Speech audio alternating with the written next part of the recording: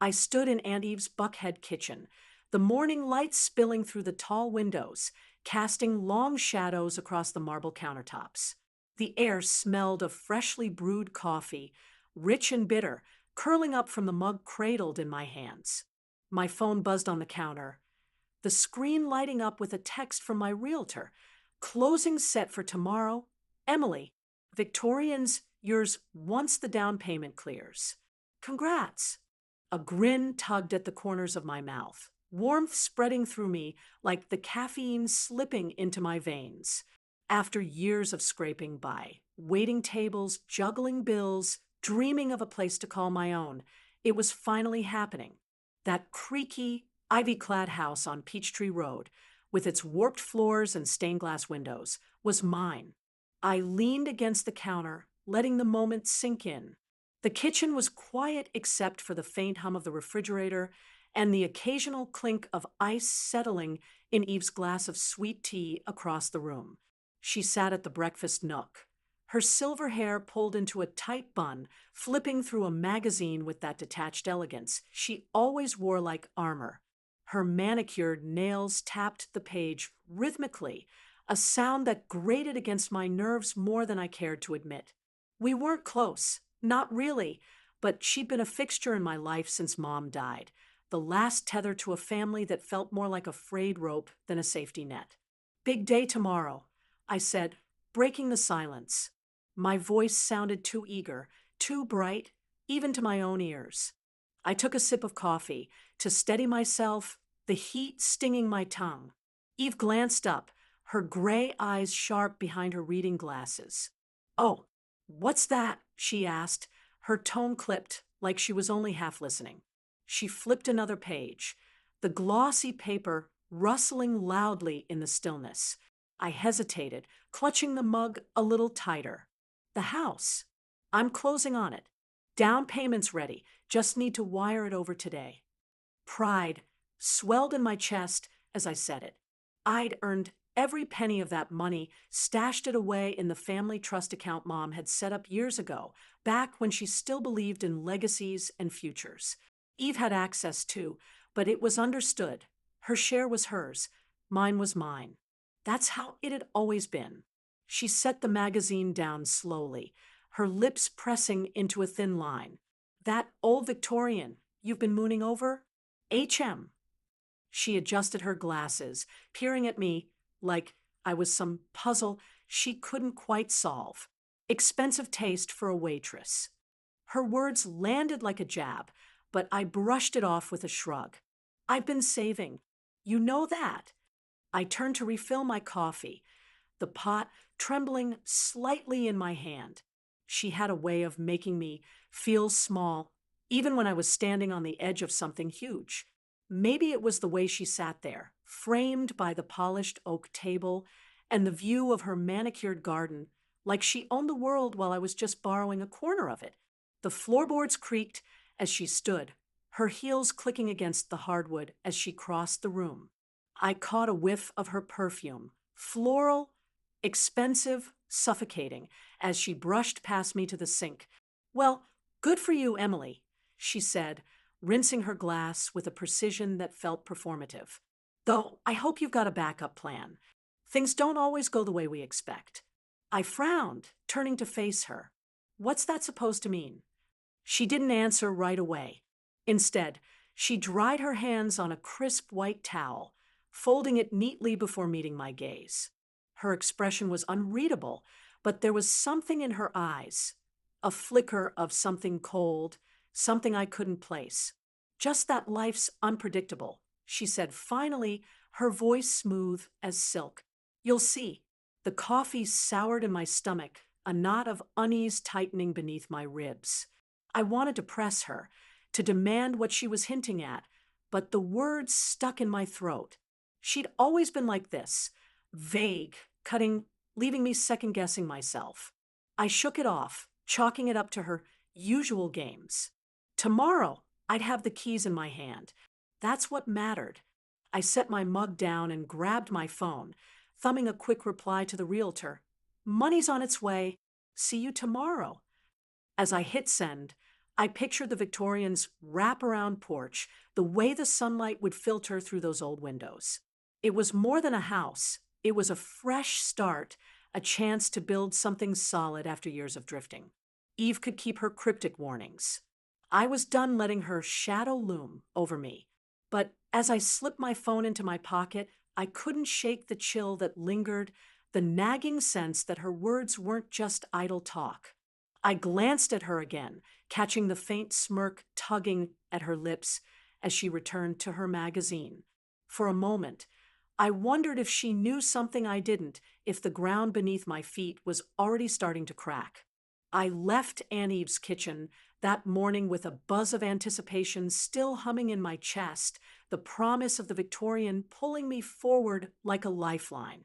The drive back to my cramped midtown apartment was a blur of Atlanta traffic, horns blaring, exhaust fumes thick in the humid air, but I barely noticed. My mind was already tracing the lines of that house, the chipped paint on the front door, the way the oak tree out front cast dappled shadows over the porch. By tomorrow, it'd be mine.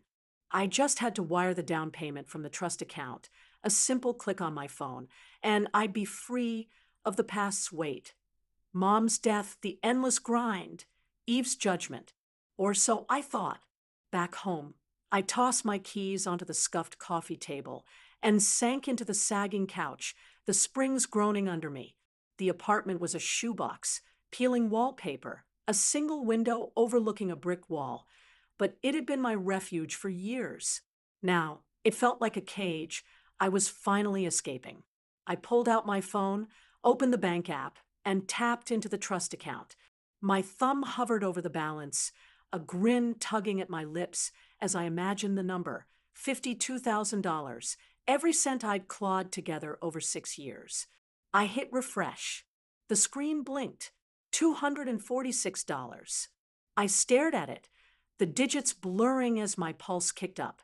That couldn't be right. I refreshed again, harder, as if the app was playing some cruel trick. $246.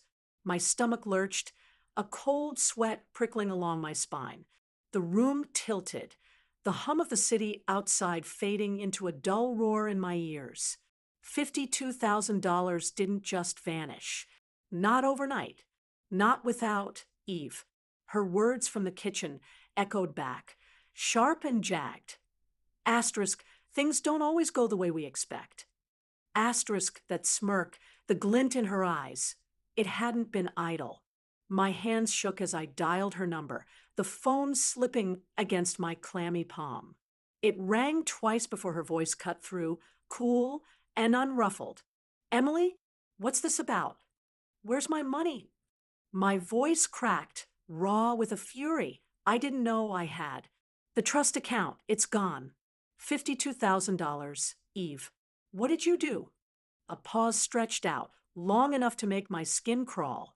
Then she sighed, the sound dripping with exasperation, like I was a child throwing a tantrum. Calm down, Emily. I was going to tell you. Grace needed it.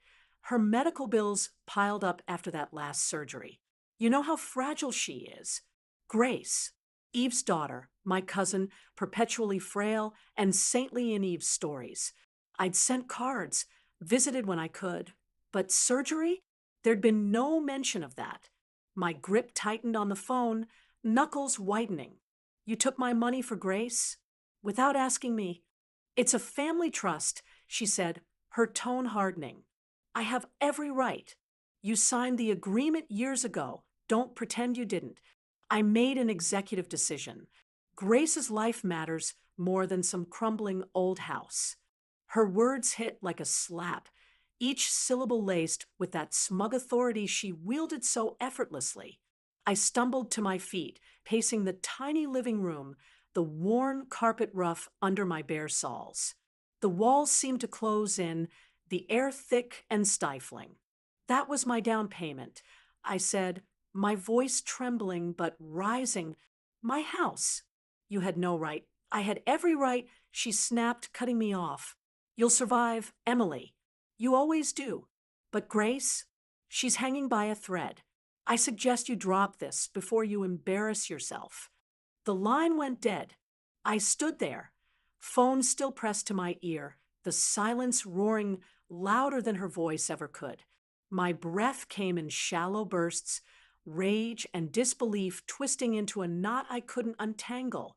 I flung the phone onto the couch and sank down beside it, my hands raking through my hair. The Victorian slipped away, its warped floors, its stained glass, replaced by the image of Eve in her pristine dining room, tapping away at her own phone, draining my future with a few cold clicks. I dragged myself to the window, staring out at the brick wall, its cracked mortar mocking me. I trusted her, not out of love, but out of necessity. Mom had named her co-trustee, and I'd been too young, too broken after the funeral to question it. Now here I was, 31, with nothing but $246 and a dream gutted before it could breathe. But then something shifted. Beneath the shock, beneath the betrayal, a spark flared, hot, jagged, alive. I wasn't done. Not yet. Eve thought she could bury me with her money and her excuses, but she didn't know me. Not really. I'd fought for every scrap I'd ever had, and I'd fight for this too. She'd taken my savings, my house, my trust, but she wouldn't take my spine. I snatched my phone again, pulling up the realtor's number. My thumb hesitated, the screen glowing in the dim light. "Hey, it's Emily." I typed, my fingers steadying as resolve hardened in my gut. "There's a delay with the payment. Can we push the closing a few days?" "I'll explain later." I hit send, then opened the bank app again, staring at that pathetic $246. It wasn't over. Not by a long shot. The midtown dusk settled outside, the city's hum a distant pulse against my racing thoughts. Eve's dining room flashed in my mind, her sleek mahogany table, the chandelier glinting above, the smug tilt of her head as she dismissed me. She thought she'd won.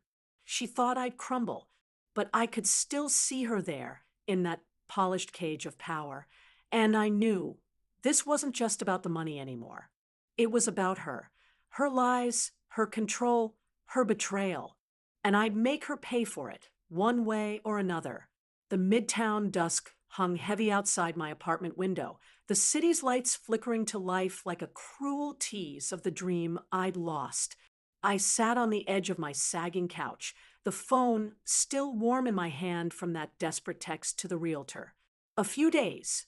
That's all I'd bought myself. A thin sliver of time to claw back what Eve had stolen.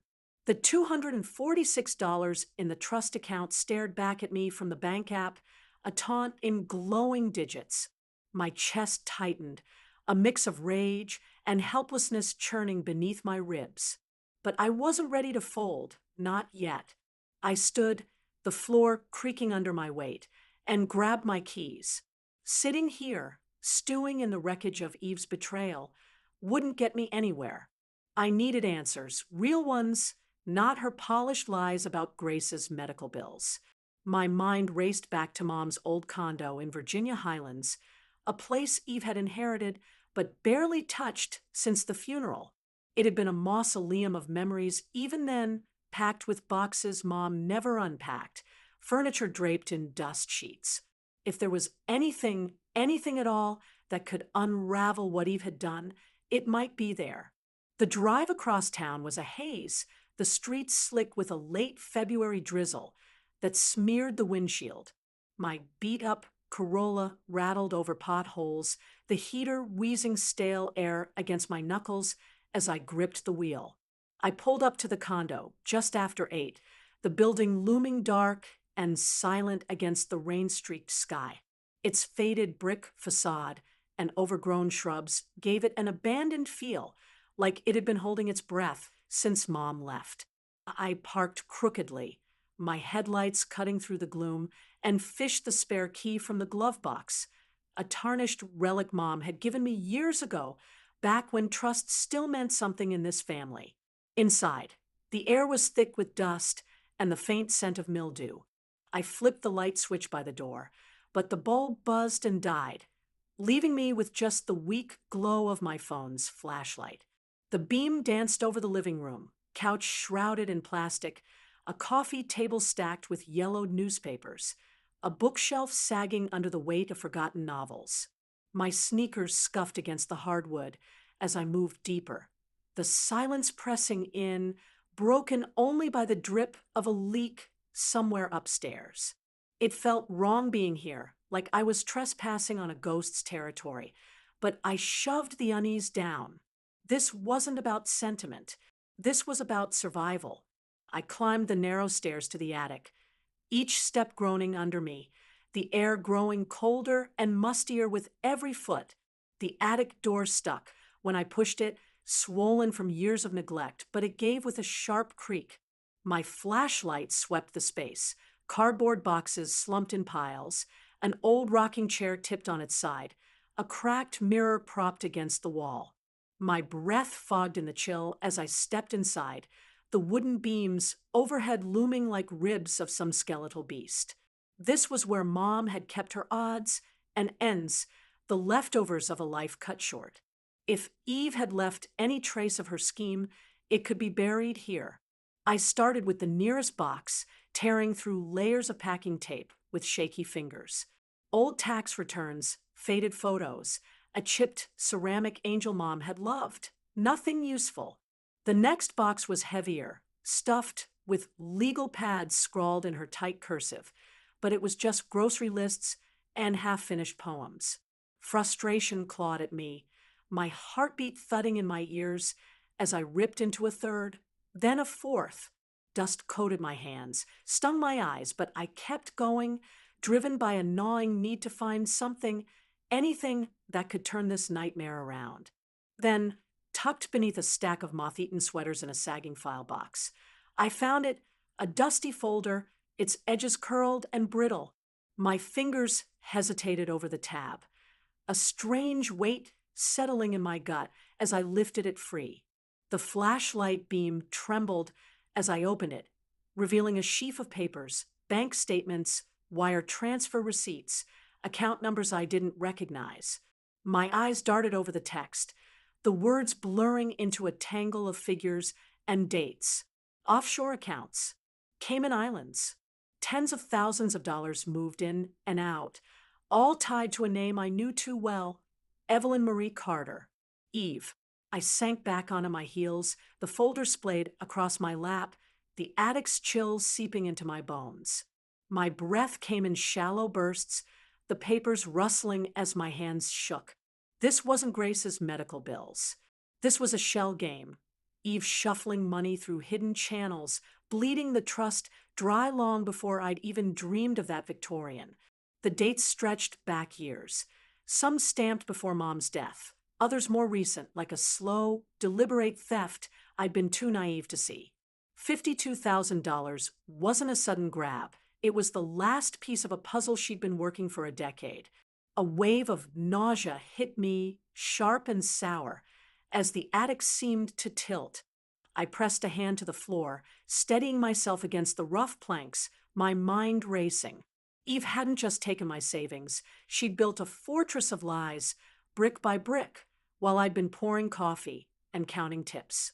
The smug tilt of her head in that Buckhead kitchen flashed before me.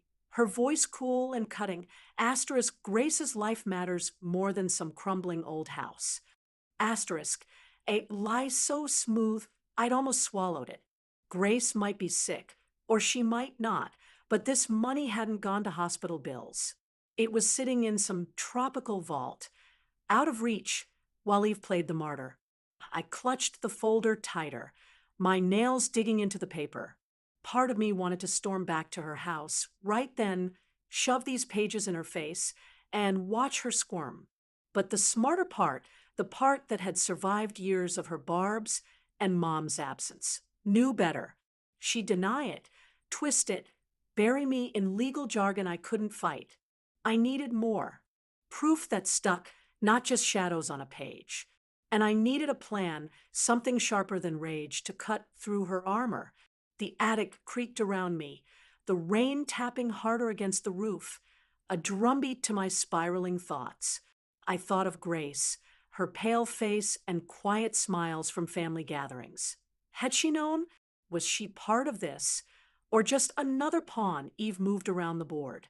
And Mom, had she suspected those last months when her hands shook too much to hold a pen?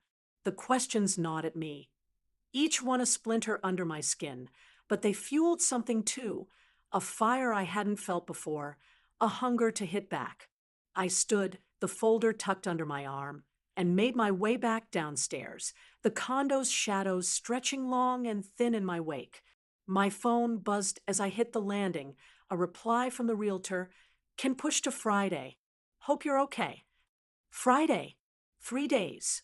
Not much, but enough to start digging deeper. Eve thought she'd broken me, left me scrambling in the dirt. She didn't know I was already climbing out, hands bloody and eyes clear, ready to turn her game against her. The front door clicked shut behind me, the rain cold against my face as I stepped into the night. The folder felt heavy in my grip, a weapon forged from secrets she'd underestimated. This wasn't over. It was just beginning. The rain had thickened by the time I left Mom's old condo, drumming against the roof of my Corolla as I drove back into the heart of Atlanta. The folder of Eve's secrets sat heavy on the passenger seat, its edges curling under the damp air seeping through the cracked window. My knuckles whitened on the steering wheel, the city's neon glow smearing across the windshield in streaks of red and gold. I couldn't go home, not yet. The walls of that midtown shoebox would choke me, trap me with the weight of what I'd found. I needed air, answers, and someone who could help me make sense of this mess. That's when I thought of Jake. I pulled into a parking lot off Ponce de Leon, the tires crunching over wet gravel as I spotted the flickering sign of Brewed Awakening, a dingy coffee shop where Jake and I used to kill hours back in college. It was a dive. Sticky tables, burnt espresso, the kind of place that smelled like stale cigarettes despite the smoking ban. But it was ours. He texted me earlier, asking how the closing prep was going, and I hadn't replied. Now, I needed him more than ever. My fingers fumbled with my phone, the screen slick with rain, as I shot him a message. Meet me at Brood. Urgent. The folder stayed tucked under my arm as I stepped out, the night air sharp and cold against my flushed skin. Inside, the shop was a haze of dim light and murmured voices, the hiss of the espresso machine cutting through the low hum of a jazz playlist. I slid into a booth near the back, the cracked vinyl snagging my jeans as I set the folder on the table. My hands wouldn't stop shaking, part adrenaline, part fury, and I pressed them flat against the wood, willing them to steady. The barista, a kid with a nose ring and a bored slouch, dropped a black coffee in front of me without a word. I barely noticed, my eyes darting to the door every time it creaked open. Jake walked in 10 minutes later, shaking rain from his dark hair, his leather jacket glistening under the fluorescent lights. He spotted me and frowned, his lanky frame weaving through the scattered tables with that easy stride he'd never lost. You look like hell, he said, sliding into the booth across from me. His voice was light, but his hazel eyes narrowed, taking in the tension coiled in my shoulders, the way my fingers twitched against the coffee mug. Yeah, well, hell's where I've been, I muttered, shoving the folder toward him. Look at this. He raised an eyebrow, but didn't argue, flipping it open with a casual flick of his wrist.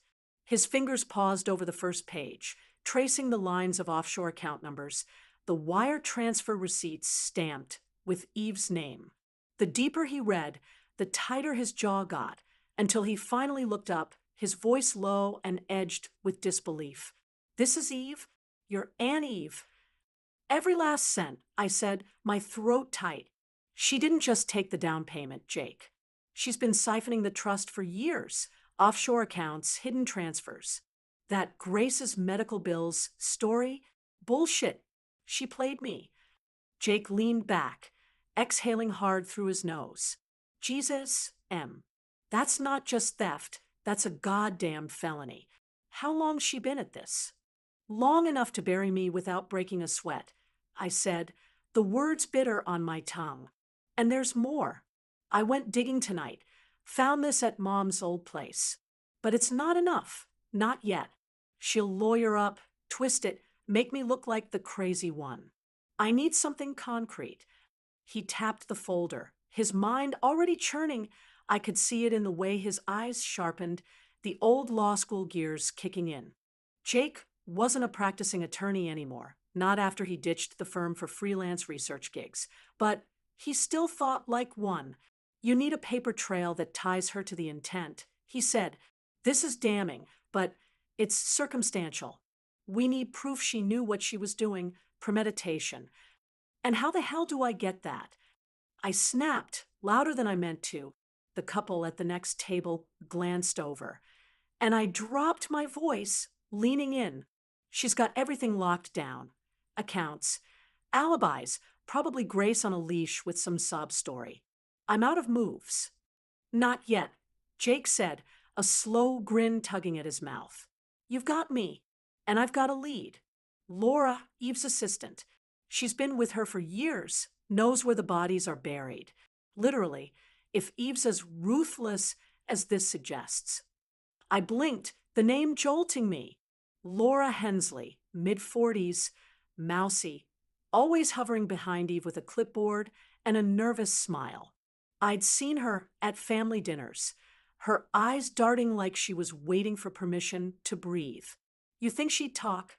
If we push the right buttons, Jake said, his grin fading into something harder. She's downtown tomorrow, runs errands for Eve every Thursday. We catch her off guard, she might crack. The idea landed like a spark in dry grass, igniting a flicker of hope I hadn't felt all night. But it came with a shadow, fear, cold and creeping, curling around my ribs. Confronting Laura meant stepping deeper into Eve's world, a place where power wasn't just currency but a weapon. I'd spent years dodging her reach, and now I was walking straight into it. My coffee sat untouched, steam curling up in lazy spirals, as I wrestled with the choice. Back off, lick my wounds, let the Victorian slip away, or fight, risk everything, and maybe lose more than I could afford. Okay, I said finally, my voice steady despite the tremor in my chest. Let's do it. Tomorrow. Jake nodded, but before he could reply, the bell above the door jangled again. I glanced up, and my breath caught. Laura stood there, umbrella dripping onto the mat, her coat buttoned tight against the rain. Her eyes swept the room, landing on us, on me, and for a split second, I swore I saw recognition flicker across her face. Then she turned, heading for the counter, her movements stiff, deliberate. She's here, I hissed, my pulse spiking. Jake followed my gaze, his posture shifting, alert. Now or never, he murmured. You ready? I wasn't, not really, but the folder burned under my fingertips, Eve's betrayal alive wire in my veins. I nodded, sliding out of the booth, my legs shaky but resolute. We crossed the room, the jazz fading into a dull thrum as we closed the distance. Laura turned from the counter, coffee in hand, and froze when she saw us. Up close, her face was pale, her lips pressed thin, like she'd been expecting this moment and dreading it all at once. Laura, I said, my voice low, controlled, though my heart hammered against my ribs. We need to talk about Eve. Her eyes darted between me and Jake, her grip tightening on the cup until the lid popped loose, spilling a dark stain across her fingers. I don't know what you mean, she stammered, but the lie was brittle, cracking under the weight of my stare. Don't bullshit me, I said, stepping closer, the folder a silent thread in my hand. I've got proof she's been stealing from me, years of it, offshore accounts, fake stories about Grace. You've been with her the whole time. You know something? Her mouth opened, then closed, her breath hitching. The coffee shop seemed to shrink, the walls pressing in, the air thick with the scent of burnt beans and rain-soaked wool. I could feel Jake beside me, a steady presence, but this was my fight, my reckoning. Laura's eyes flicked to the folder, then back to me, and I saw it, the crack in her armor, the fear bleeding through. She tricked me. I pressed, my voice trembling with a rage I couldn't leash. The trust account. I signed something years ago, didn't I? Something she used to take everything. Tell me I'm wrong. Laura flinched, her shoulders hunching like she could shrink away from the truth. Emily, she stopped, swallowing hard, her gaze dropping to the floor. It wasn't supposed to be like this. She said it was for Grace, that you'd understand. Understand? I cut in, my voice rising sharp enough to turn heads. She stole my life, Laura. My house, my future, gone. And you helped her. I didn't. She started, but Jake stepped in, his tone calm, cutting through the storm of my anger. You don't have to protect her, he said, his eyes locked on Laura's. If you've got something, anything, that proves what she did, you can walk away clean. We're not after you.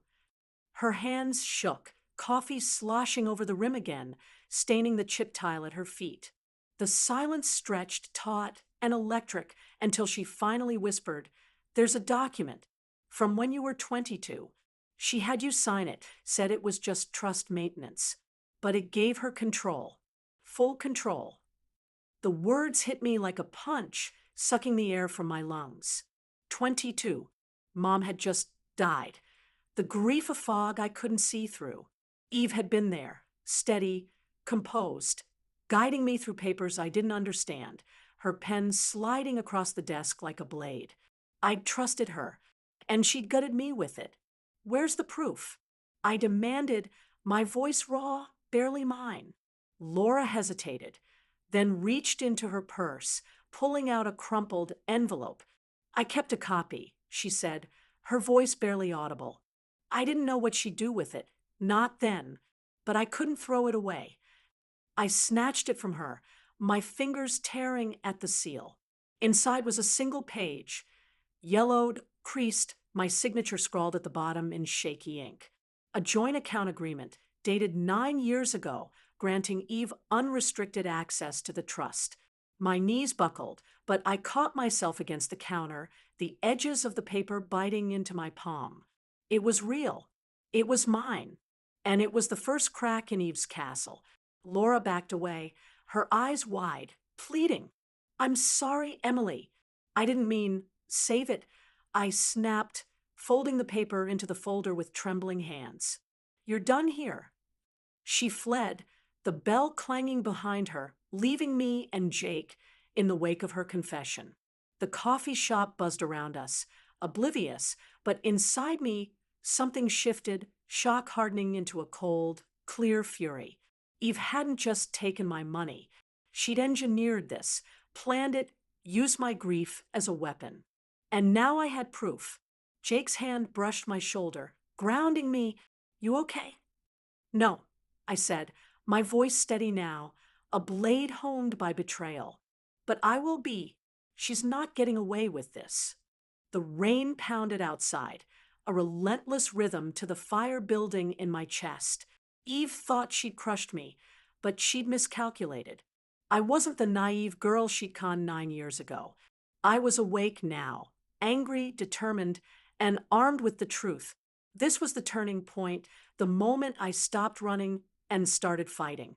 And I'd bring her down, piece by piece, until she had nothing left to hide behind. The rain hadn't let up by the time, Jake, and I left Brood awakening. The folder of damning evidence tucked tightly under my arm as we dashed to my Corolla. The night air bit at my cheeks, sharp and wet, but it couldn't touch the fire roaring inside me. Laura's confession, that crumpled document with my shaky, 22-year-old signature, had lit a fuse I didn't know I had. Eve hadn't just stolen my money. She'd stolen my trust, my grief, my mother's memory, and twisted them into a noose around my neck. But now I had something to choke her with instead. Jake slid into the passenger seat, his damp jacket squeaking against the worn upholstery as he slammed the door. Where to? He asked, his voice steady but his eyes glinting with the same restless energy I felt. He didn't need to say it. We both knew this wasn't over tonight. The folder was a start, a crack in Eve's facade, but it wasn't enough to bring her down. Not yet. Eve's Lake Lanier house, I said, the words tumbling out before I could second guess them. My hands gripped the wheel, the leather cold and slick under my palms. She's got a safe there, always has. Mom used to joke it was where Eve kept her real secrets. If there's more, that's where it'll be. Jake's eyebrows shot up, but he didn't argue. That's a hell of a drive in this weather. You sure? No, I admitted, starting the engine. The Corolla sputtered to life, its headlights cutting through the downpour in thin, wavering beams. But I'm done waiting. She's had the upper hand too long. He nodded, a faint grin tugging at his mouth. All right, Bonnie, let's rob Clyde blind. The drive north was a tense blur, the highway stretching out like a black ribbon under the storm.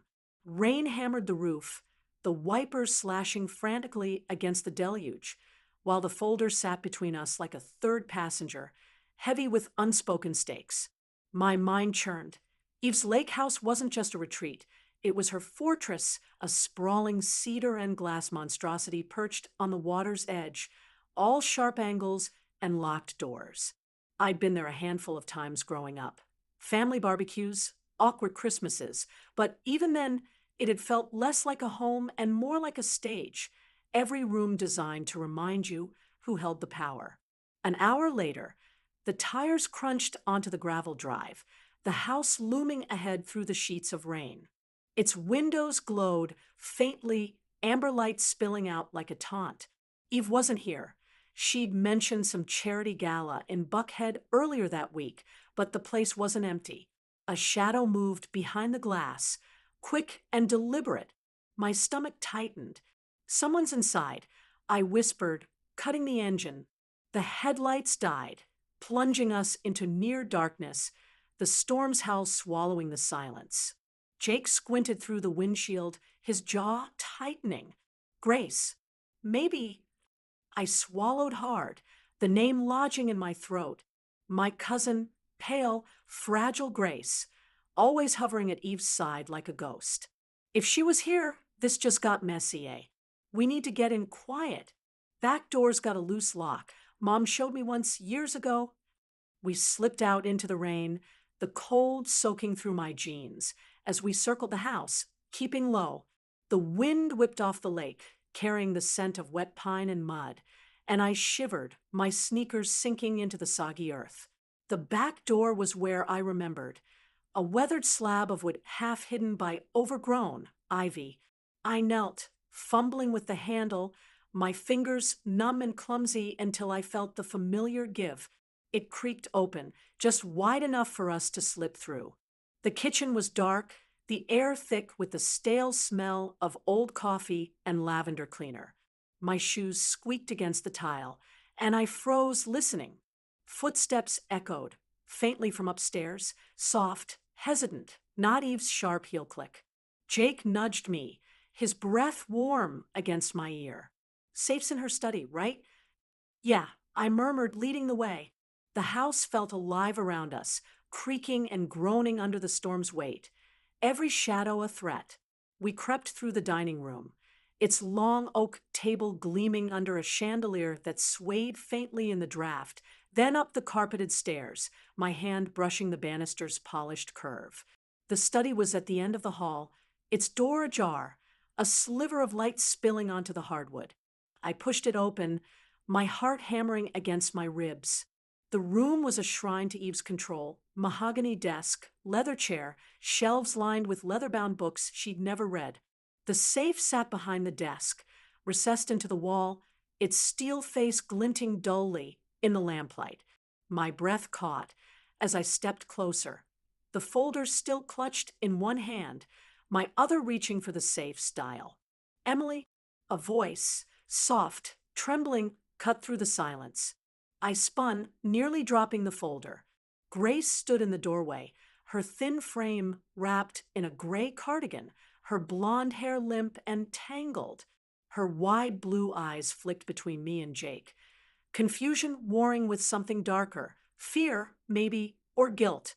Grace, I said, my voice low, unsteady. What are you doing here?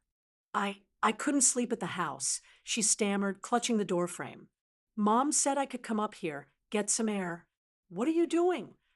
I hesitated, the air between us thick with unspoken history. Grace had always been Eve's shadow, sickly, sheltered, the perfect excuse for every sacrifice Eve demanded. But now, staring at her pale face, I saw something else, a flicker of doubt, a crack in the story I'd been fed. I'm looking for the truth, I said, finally lifting the folder. About the trust, about what Eve's done. Her gaze darted to the papers, her lips parting in a silent gasp. What do you mean? She stole from me, I said, stepping closer, my voice sharpening. $52,000 for my house. Said it was for your medical bills. But I found this. I tapped the folder, the offshore accounts flashing in my mind. And it's a lie. She's been moving money for years, Grace. Offshore. Hidden. Did you know? Her hands twisted into her sweater, her knuckles white. No, she said, she told me you agreed. That it was for me, for the surgeries. Her voice broke, tears welling in her eyes. I didn't know it was yours. Emily, I swear. I wanted to believe her. God, I did, but the doubt gnawed at me, a splinter under my skin. Then help me, I said, my tone softening but firm. The safe. Whatever's in there, it's bigger than what I've got. If you're telling the truth, prove it. She flinched, her gaze dropping to the floor, then back to the safe. For a long moment, she didn't move, the storm's rumble filling the silence. Then, slowly, she stepped forward, her hands trembling as she brushed past me. It's December 25th, 68, she whispered. Her birthday. Jake shot me a look, surprise, approval, but I barely registered it, my pulse roaring as I spun the dial. 12, 25, 68. The lock clicked, and the door swung open with a groan. Inside was a chaos of papers, envelopes, a USB drive, and a leather pouch, its edges worn smooth.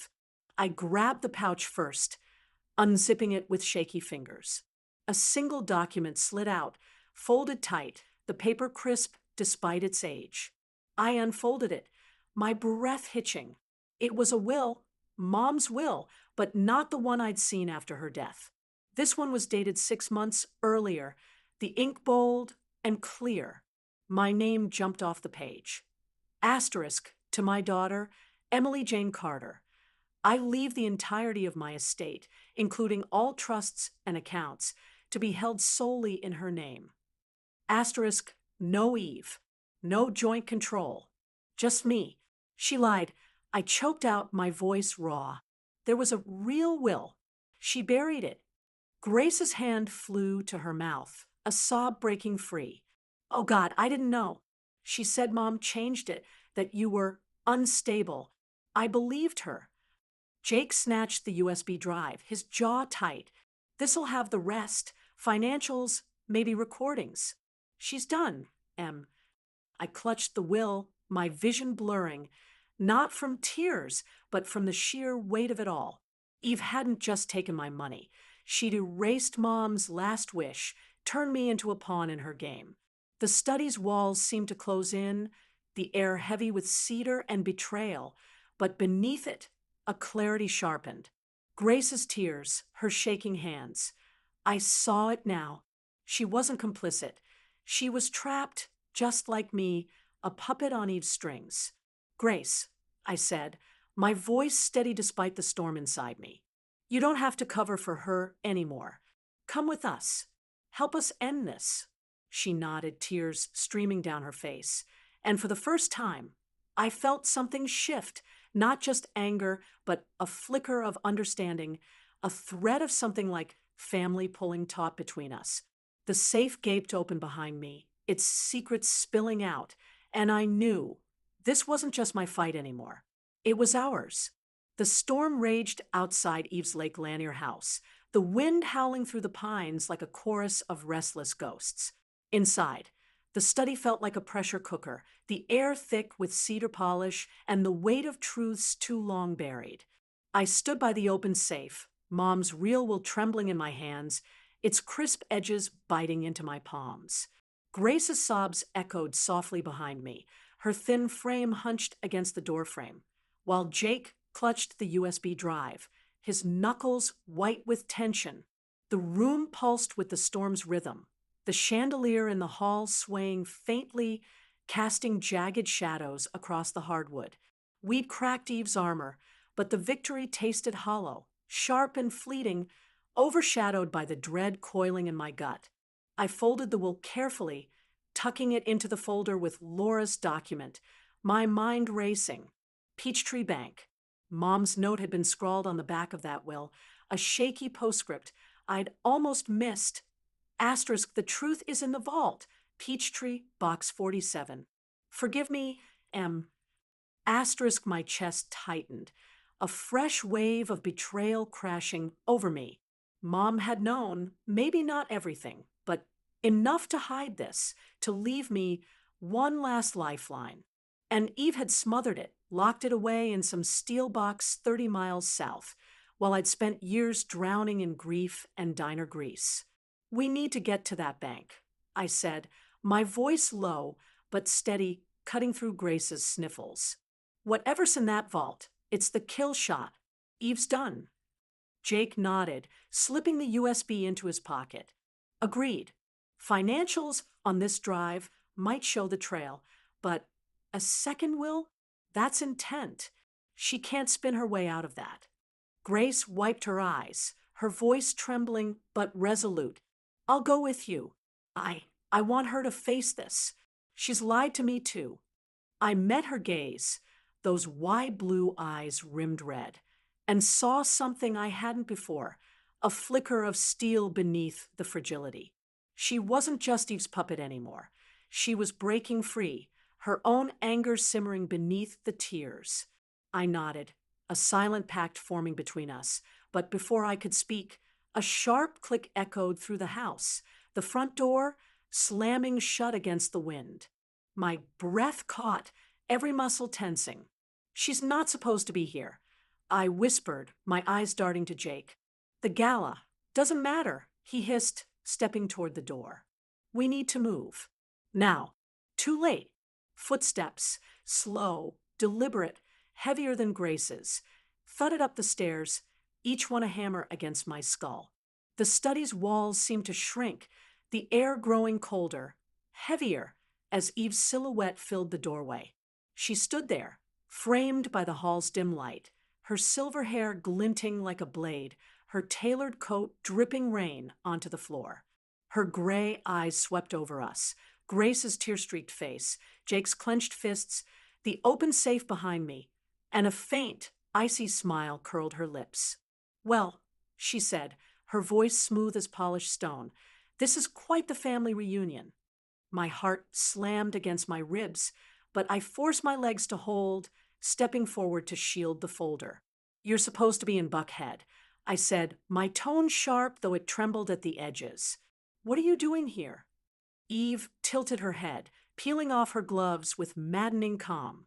I could ask you the same. Emily, breaking into my home, rifling through my things. Her gaze flicked to the safe, then back to me, her smile tightening. I had a feeling you'd be trouble tonight. Call it intuition. She knew. Somehow, she'd known. The gala, the rain, it didn't matter. She'd come to protect her kingdom, and we were caught in its jaws. I gripped the folder tighter, my nails digging into the leather. I found the will, I said, throwing the words like a punch. Mom's real will, not the one you faked. You buried it, Eve. You stole everything. Her smile didn't falter, but her eyes hardened, a glint of something dangerous flickering beneath the surface. You're out of your depth, darling, she said, stepping into the room. The scent of her perfume, floral, suffocating, hit me like a wave. That document means nothing. A grieving woman's scribbles, easily dismissed. You think you can waltz into a courtroom with that and undo me? It's enough to start. Jake cut in, his voice steady, lawyer sharp, coupled with offshore accounts. Wire fraud. Yeah, Eve, it's a hell of a start. Her gaze snapped to him, then to Grace, who flinched under the weight of it. And you? Eve said, her tone dripping with venom. Crying to them, are you? Betraying your own mother. She's not my mother anymore, Grace whispered, her voice breaking but firm. Not after this. Eve's face twitched, a crack in her composure, but she smoothed it over fast. Enough, she snapped, reaching into her coat pocket. My stomach dropped as she pulled out a small remote, her thumb hovering over a red button. You want to play this game? Fine, but you'll play by my rules. Before I could react, a low rumble shuddered through the floor, and a steel panel slid down over the study door with a deafening clang. Trapped, the walls seemed to pulse, the air thinning as panic clawed up my throat. Jake lunged for the door, slamming his shoulder against it, but it didn't budge. Grace gasped, backing into the desk, her eyes wide with terror. Eve stepped back, her heels clicking against the hardwood as she pressed the remote again. A crackle buzzed from a speaker in the ceiling, one I hadn't noticed before, and her voice echoed through the room, cold and amplified. You're not leaving with anything, Emily. That's safe. Those papers, they're mine. And you're staying right here until I decide what to do with you. I spun toward her, rage boiling over, but she was already retreating down the hall, the steel panels sealing us in. Eve, I shouted, my voice raw, cracking against the walls. You can't hide this. I've got proof, Laura, the bank, everything. Her laughter crackled through the speaker, sharp and jagged. Laura's a mouse. She'll squeak and then scurry back to me. And the bank. Good luck getting there from my basement. Basement? The floor lurched beneath us, a mechanical groan vibrating through the wood as the entire study began to sink. An elevator, hidden, insane, a trap she'd built into this house like a spider's web. Grace screamed, clutching my arm, while Jake braced himself against the desk, his face pale but focused. The walls slid upward, replaced by damp concrete as we descended, the air growing dank and heavy with mildew. My stomach twisted, the folder slipping in my sweaty grip, but I held on, every nerve screaming. The platform jolted to a stop, landing us in a cavernous basement, bare bulbs flickering overhead, water dripping from rusted pipes, the lake's chill seeping through the stone. A single steel door loomed ahead, locked tight, no handle, no escape. Eve's voice buzzed again, closer now, from an intercom on the wall. You wanted the truth. Emily, here's a piece of it. Your mother didn't just die. She fought me, fought for you, and she lost. I made sure of it. The words hit like a sledgehammer, knocking the air from my lungs. I staggered, my knees buckling, but Grace caught me, her grip surprisingly strong. What do you mean? I choked out, my voice barely a whisper. A pause, then Eve's voice, low and venomous. She found out about the accounts, the will, threatened to expose me. So I hastened things, a little tweak to her meds. A quiet night. You were too busy grieving to question it. My vision blurred, fury and grief tangling into something feral. Mom, her trembling hands, her sudden collapse, the hospital's sterile lies. It hadn't been cancer alone.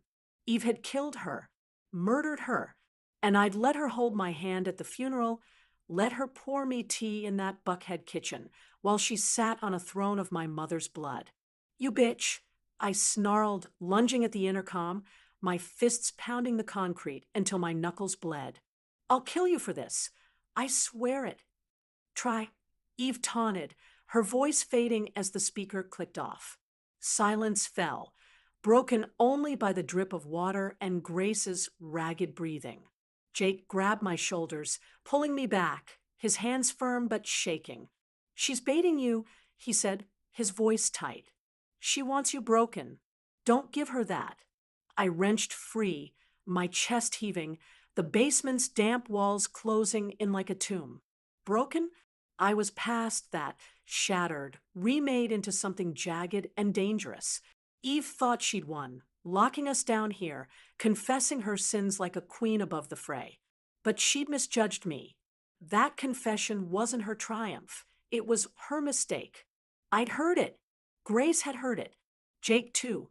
And we weren't staying in this hole. I turned to the folder, still clutched in my hand, and ripped it open, pulling out Mom's note again. Peachtree, Box 47. We're getting out, I said, my voice hoarse but ironclad. And we're going to that bank. She's not burying this, not again. Grace nodded, her tears drying into a quiet resolve. Jake scanned the room, his eyes narrowing on a rusted vent near the ceiling. There, he said, pointing. Air's coming in.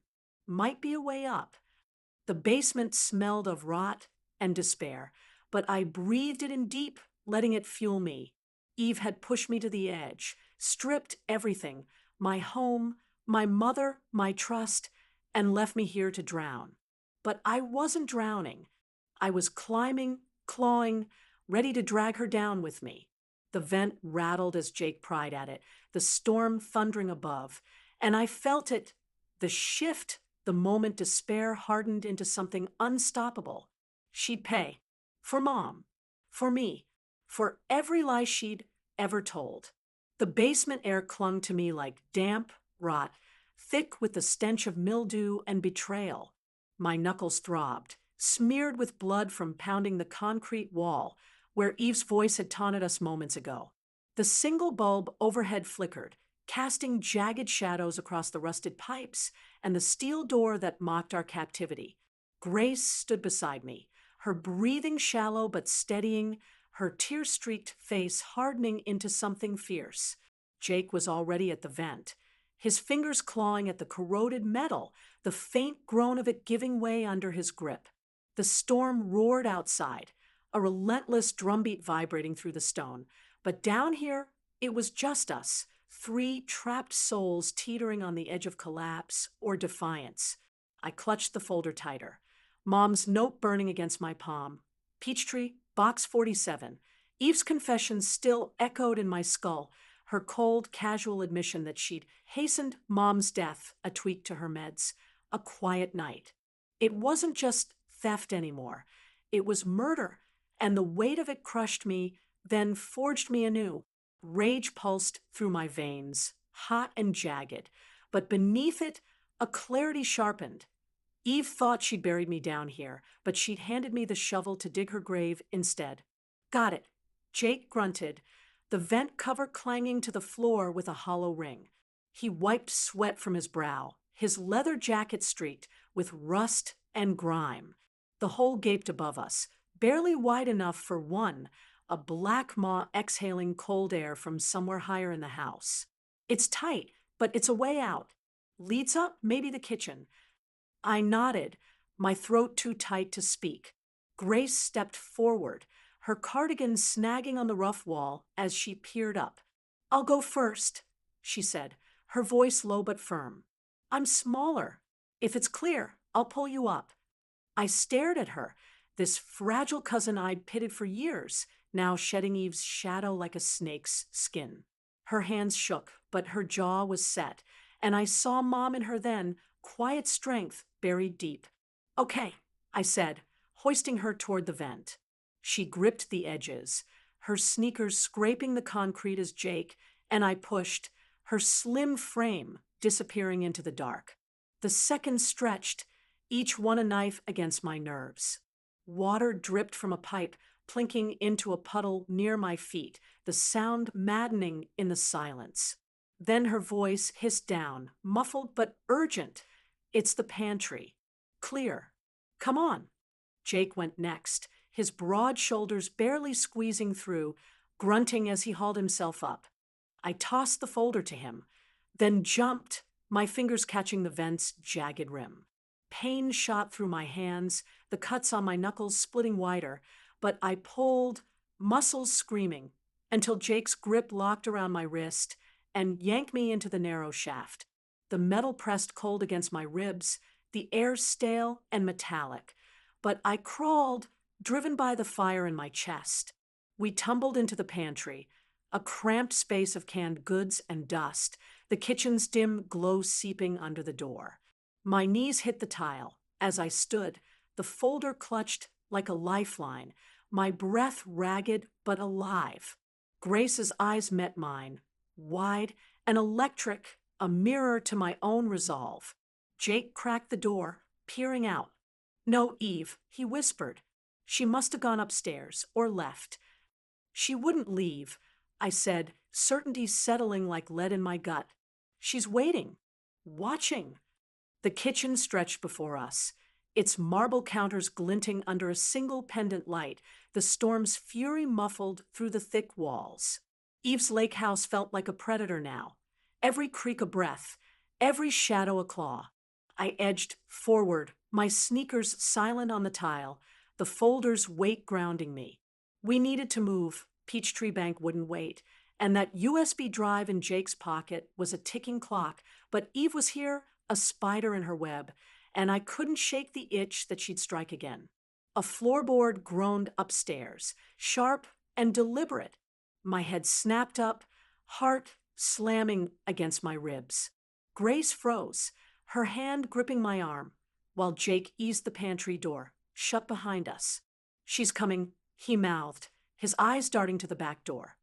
Our escape, 30 feet across the open dining room, past that long oak table where Eve had once carved a turkey and my trust in the same smooth stroke.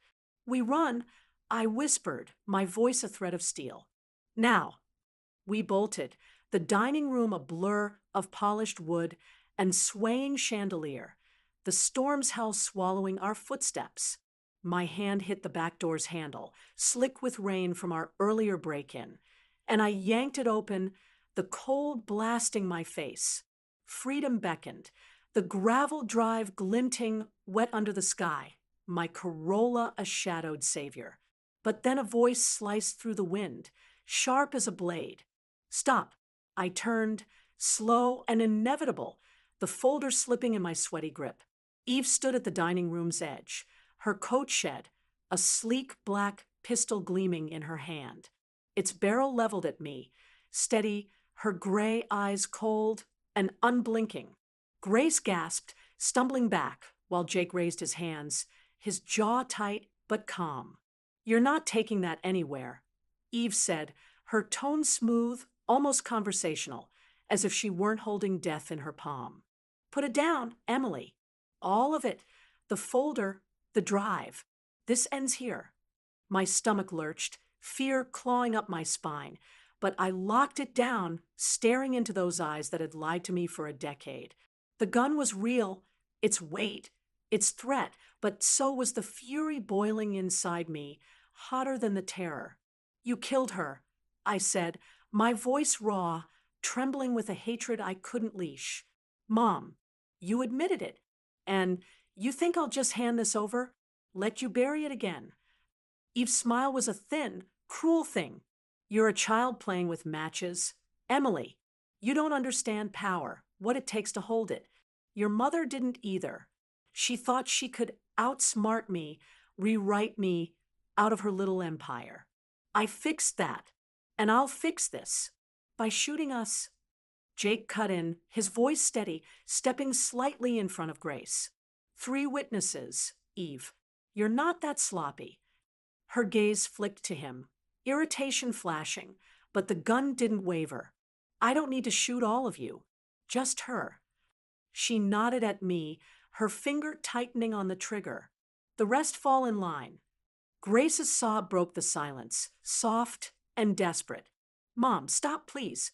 This isn't you. It's exactly me." Eve snapped, her composure cracking, her voice rising. "You think I built this, everything, for you to tear it down? For her." She jabbed the gun toward me, her hand trembling now, the mask slipping. "She's nothing, just like her mother. A dreamer with no spine." The words hit, but they didn't break me. They fueled me. I stepped forward, the folder raised like a shield, my voice cutting through the storm's roar. You're wrong. Mom had spine. She hid the truth. Box 47, Peachtree. I've got her will. Your fraud. Your confession. You're not power. Eve, you're a thief. A murderer. And I'm ending you. Her eyes widened, a flicker of doubt shattering her calm.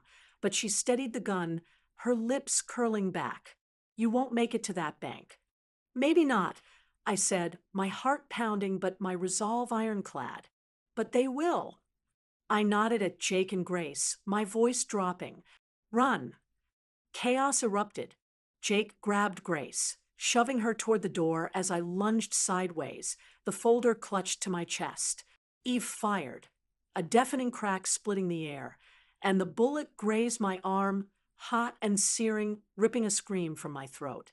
I hit the floor, the tile cold against my cheek, blood pooling under my sleeve, but I rolled, scrambling behind the table, as another shot splintered the wood above my head.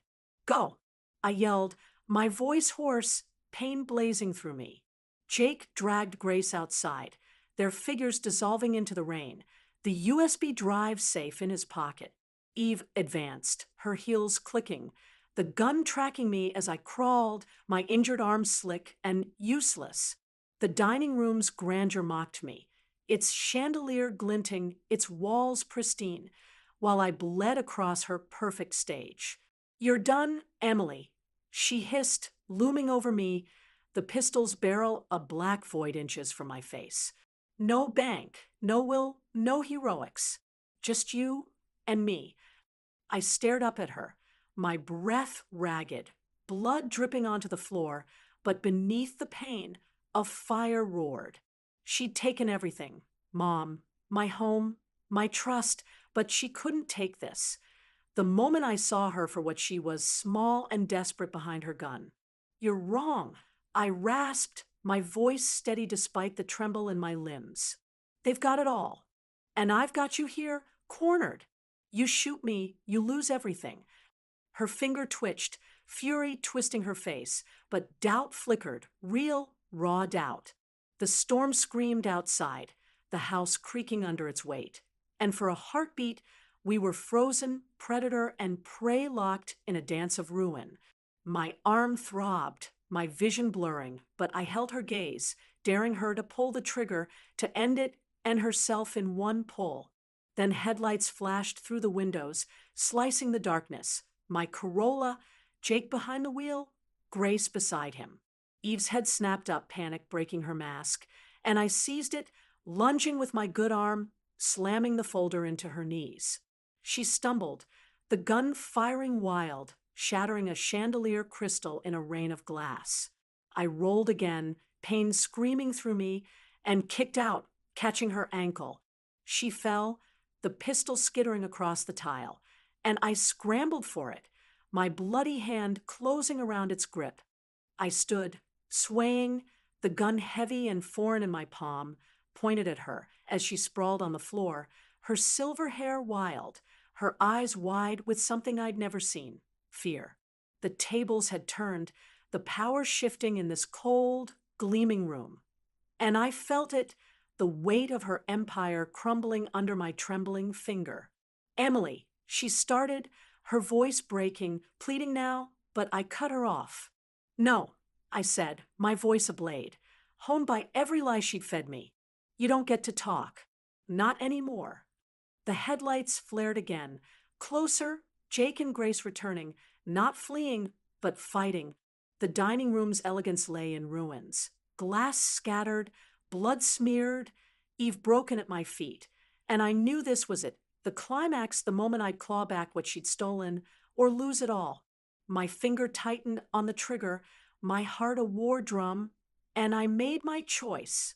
The rain battered the dining room windows, a relentless curtain of gray that blurred the headlights piercing through it. Jake and Grace, circling back, their silhouettes faint but unyielding in the storm. I stood over Eve, the pistol trembling in my blood-slick hand, its weight foreign yet anchoring. Her silver hair fanned across the tile, a crown toppled, her gray eyes wide with a fear I'd never seen her wear. The chandelier's shattered crystals glittered around us, catching the dim light like fallen stars on a battlefield. My arm throbbed, the graze from her bullet a hot, pulsing ache, but I held steady, the gun trained on her chest.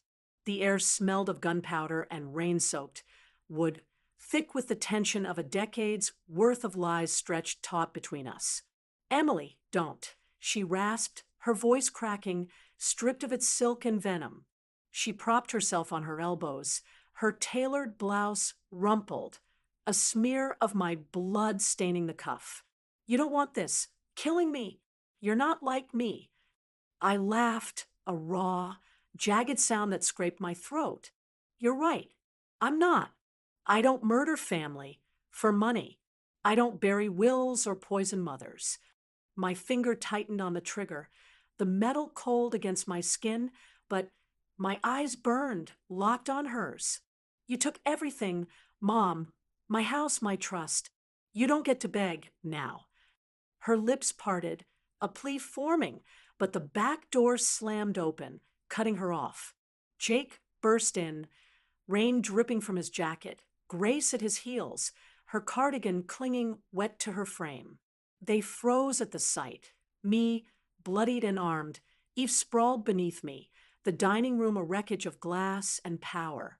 Jake's hand twitched toward me, cautious, his voice low. Drop each. We've got enough. She's done. Grace's eyes darted to her mother, then to me, a storm of guilt and resolve churning there. He's right, she whispered, stepping closer, her sneakers squeaking on the wet tile. The USB, the will, we've got it all. Let the law take her. I didn't move, the gun steady, my breath shallow and sharp. The law. Courts. Evidence. It sounded clean, orderly, a neat bow on a decade of rot, but it wasn't enough. Not yet. I saw Mom's trembling hands, her thin frame sinking into that hospital bed, Eve's shadow lurking behind, I'm here for you. The confession she'd spat in that basement. Asterisk, I hasten things, asterisk, replayed, a blade, twisting deeper. My chest ached with it, a hollow that wanted blood, not justice. But Jake's steady gaze, Grace's quiet plea. They pulled me back, tethering me to something bigger than revenge. Slowly, I lowered the gun, my arm screaming as I let it fall to my side. Eve exhaled, a shuddering breath, but I stepped closer, looming over her, my voice ice. You're not walking away. Not this time. I'm exposing you. Every lie, every dollar, every life you stole. You're finished. She smirked, faint and desperate, clinging to the last shred of her armor. You think a courtroom will care? I'll bury you in lawyers. Emily, you've got nothing. She's got everything. Jake said, pulling the USB from his pocket. It's black plastic glinting like a guillotine. Financials, offshore accounts, years of fraud. And that will, it's notarized, airtight. Add your little basement confession, and you're looking at murder charges, Eve. Even your money can't dig you out of that. Her face paled, the smirk dissolving, and for the first time, I saw her shrink, small, mortal, stripped bare on her own polished floor. Grace knelt beside her, not to comfort, but to confront, her voice trembling but firm. You used me, Mom. My surgeries, my name, to steal from her, from Aunt Jane. I'm done protecting you. Eve's gaze snapped to her daughter, betrayal flashing, but Grace didn't flinch. The room held its breath, the storm's roar softening to a dull pulse, and I felt it, the shift, the end of her reign. I tossed the gun aside, its clatter echoing off the walls, and clutched the folder tighter. My arm bled, my body shook, but my spine was steel. Get up, I said. We're ending this tonight. Weeks later, I stood on the Victorian's porch, the late March sun filtering through the oak branches, dappling the warped boards beneath my feet. The keys jangled in my hand, cold and real, The closing, finally mine after the trust's funds, recovered from Eve's accounts, cleared. The house smelled of old wood and promise, its ivy-clad walls a quiet triumph against the chaos I'd clawed through. My arms still ached, a faint scar tracing the bullet's path, but the pain felt distant now, a memory of a battle won. Inside, Grace unpacked boxes, her laughter echoing as she argued with Jake over where the couch should go. She'd stayed, cut ties with Eve, moved in temporarily, a fragile bridge rebuilding between us. The USB, the will, Mom's letter. They'd done more than bury Eve. They'd freed us, restored Mom's legacy, piece by piece. Eve's trial loomed, her sentencing a formality after the evidence piled up, but I didn't care about the gavel's fall. I'd already won. Here, in this creaky house, with the family I'd chosen. I leaned against the railing, the wood rough under my palms, and closed my eyes. The cicadas hummed. The breeze carried the scent of blooming jasmine, and for the first time in years, I felt it peace not as an absence of war, but as a presence warm and steady. Mom's voice flickered in my mind, soft but clear. Asterisk, forgive me, M. Asterisk, I had no blame, just gratitude for the truth she'd hidden, the fight she'd left me to finish. She'd be proud. Jake said, stepping out beside me, a beer in hand. He nodded at the house, at Grace's shadow moving inside. You didn't just take Eve down. You built something. Yeah, I said, my voice quiet, a smile tugging at my lips. I did. The porch creaked under us, the Victorian settling into its bones, and I let the moment sink in. Triumph, closure, a new start. Eve was gone, her shadow lifted, and I was here, standing tall on ground I'd fought for.